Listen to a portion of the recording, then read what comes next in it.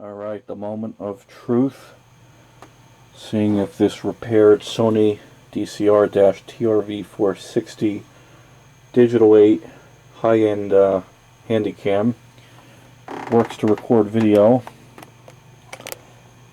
Got this bucket of parts here from the donor camcorder, including the tape mechanism that does work somewhat, though not very well, and ultimately throws a C:31:23 error code, something to do with the take-up or supply spools.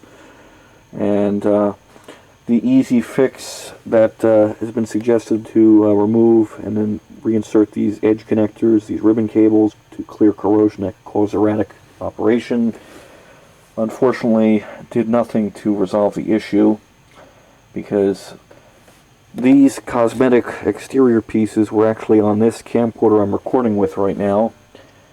And what I ended up doing is buying this one, or actually the outs. This is quite confusing. So basically what I ended up doing is buying this camera. I'll refer to this chassis, as a parts donor, because the tape compartment is working, whereas this one wasn't. So I ended up taking all the exterior pieces, the trim pieces, and swapping them onto this camera.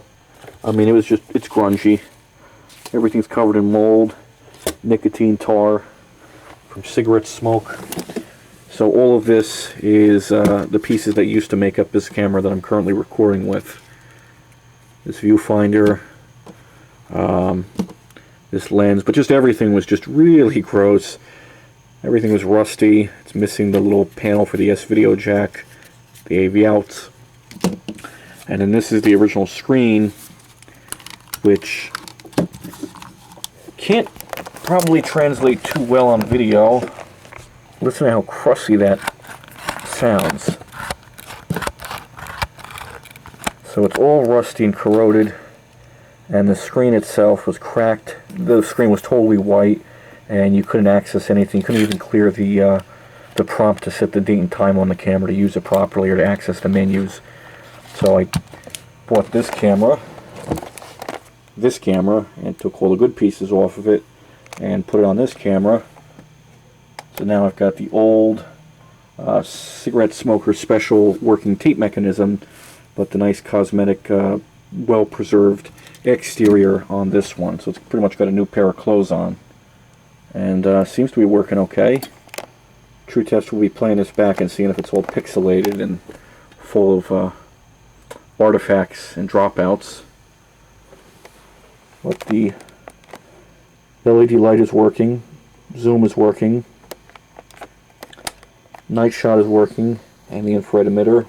So this was the cigarette smoker special camera's exterior pieces here in closer detail, and aside from that destroyed LCD screen that looks like it was submerged underwater in the middle of the ocean, the power switch was very finicky. You had to play with it just right to get it to stay on, and it would act as if you turned the camera off, so you'd have to play with this. So I just ended up taking this thing off, and then there's this little sensor that detects when the tape basket is open, or at least when you open it physically, and that'll trigger the eject mechanism to kick in.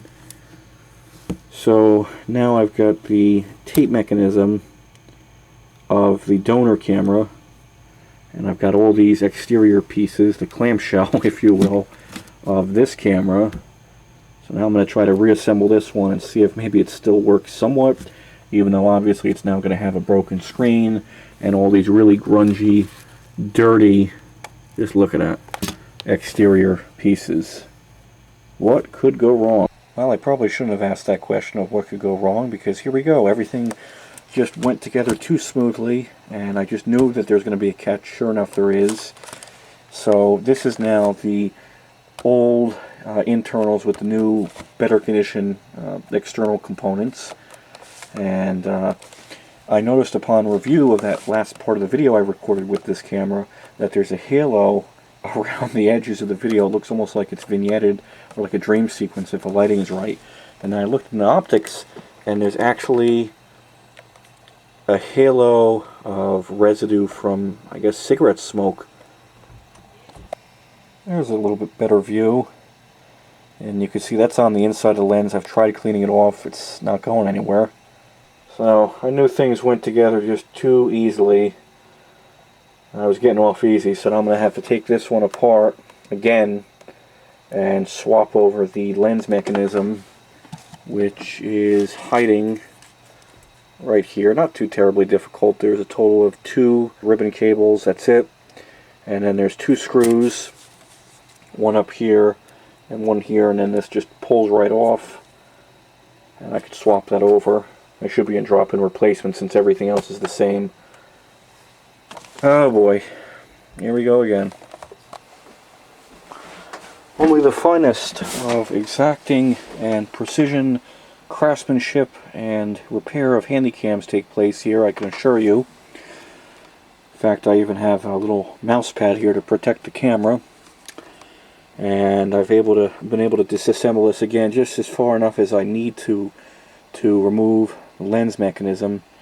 Though I actually am thinking now on second thought I'm going to have to take this out again, the viewfinder, and then get those 2 screws out and swap this, because yeah, I mean there's that ribbon cable there and this one. Maybe I don't have to take that out.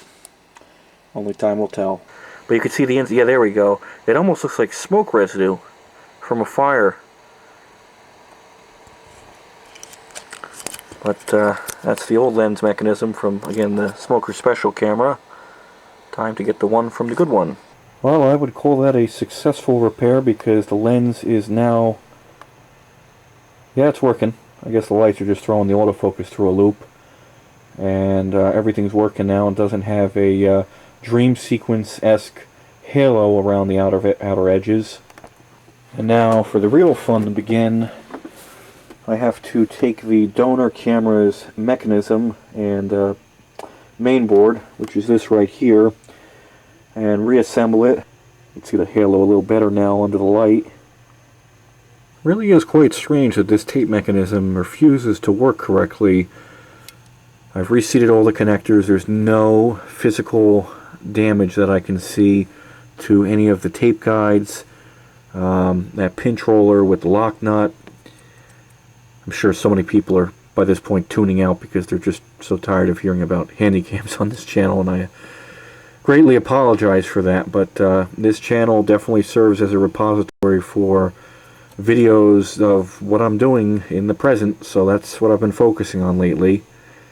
And the drum looks okay, heads look okay, nothing looks out of place.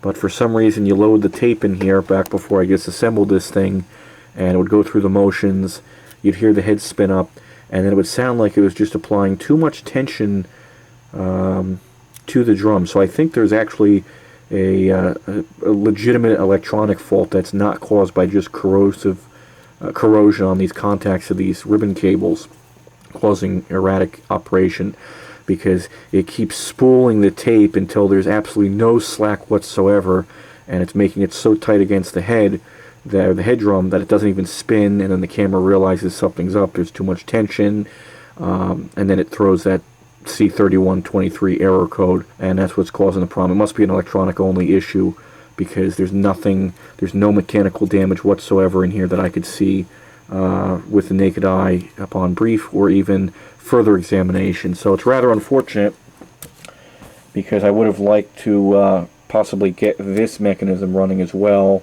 and then figure out getting another screen, but you can't have your cake and eat it too.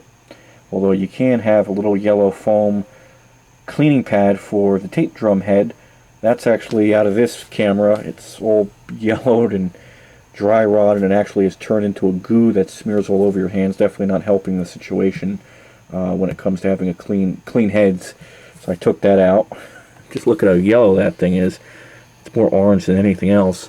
And I took the nice clean one out of this mechanism. I just used a pair of tweezers and gently pulled it off of this little plastic post. So I guess for now, just for the sake of completeness, I'll probably just put that back on there and button this thing up and then just keep it. And if I could find a working tape mechanism and another screen from another donor unit, I don't know. But at this point, this thing's probably just going to stay and live out its life as just an analog to digital converter device. because I have way too many screws loose to have this many Handycams on premises. Needless to say, I don't think I need any more to add to my collection, but who knows? That's of course subject to change.